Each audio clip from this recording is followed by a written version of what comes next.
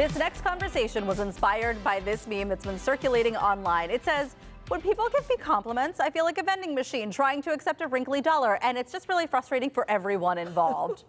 Amen to that. Yes. As you can see, one of the comments, I've never related to anything more in my life. It is so true. So true. But it can be nice to receive a compliment and to give one. So here to help us is Dr. Katie Stewart. I mean, I feel like so many people deal with this. Why is it so hard to accept a compliment? Well, I think there are several reasons. You know, it could be something a little bit bigger, like low self-esteem, or that feels like being in the spotlight, especially when it's in public, or maybe there's pressure to maintain that thing, getting the compliment. But honestly, for most of us, I think it's pretty simple. It's cultural. We have been taught to be humble. Oh. And so somehow the idea of just saying thank you to a compliment has been conflated with having a big head. Having too much pride. Yes. And that's not it. Yes. I have been in awe of some women when they receive a compliment and I see them just take it and I'm like, how did you do that? Well, look at kids. Little kids should be our models for taking compliments. Well, maybe not too little. My son once was told he was very cute and he goes, you aren't kidding. Like, don't go that far. But little kids eat it up. Yes. You know, when you say, oh my gosh, you're so smart. Oh my goodness, thank you. Yeah. We can take a little note from them. Yeah. All right. Do you have any tips on do. ways to take compliments better? Of course I do. Yes. Of course I do. So the first thing is recognize that your immediate response, we think of it as our gut instinct. It's not. That's going back to that learned behavior that we shouldn't accept it. So recognize that, then take a beat. Let that compliment land. And I think it's also important to recognize that this is just someone else offering their perspective. Yeah. You don't have to agree with it, just accept it. But if you do want to take it a step further, maybe you consider that it could be true. Oh, wow. Here's another, this That's is a my big favorite. step. Elizabeth Gilbert, who wrote Eat, Pray, Love, Yeah. she says when you get a compliment, you rub it in like lotion.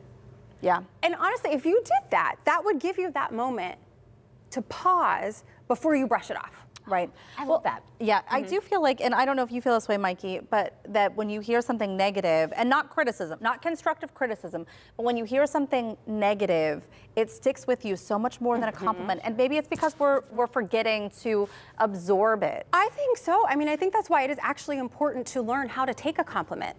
Because we have to consider that someone from the outside might be seeing something that we cannot see because of how we feel on the inside. And if all we're doing is dismissing them, we're dismissing the opportunity to see that. We're also hearing ourselves play small over and over, right? If you get a lot of compliments and you brush them all off, you're hearing yourself downplay your achievements, your accomplishments, your assets. And then that becomes your inner talk. Wow. And it's something about accepting a good compliment. It can just turn your whole day around, especially if you were having a bad one. But what about being able to accept criticism? Yeah. Okay, so first things first, just like with the compliments, you have to listen. You have to listen well, and you have to listen openly. And then remember that this criticism, especially if it's about a certain task, that's all it's about. It's not you. It's not you. It's not. You're a horrible human. Yes. I mean, if that's the feedback you've gotten, feel free to just walk away. But it's usually, and again, like, constructive versus coming from a bad place is a big thing. Exactly. And sometimes I think it's important to remember that someone might be giving you feedback because they see your potential. Yeah. Good stuff. Yes, love that. Oh, yeah, 'cause I think people take it really personal, and it doesn't have to be. It can be. I think both ways. And again, I think it goes back to being humble. We are so worried about coming across as having a big ego that we forget that it's okay to just say, Thank you. thank you. Thank you. And thank you, Yeah, Dr. thank Katie. you. You're so smart. You're so smart. All right, if you are interested in booking a session with Dr. Katie, we'll have more information on our website, kdka.com/talkpittsburgh.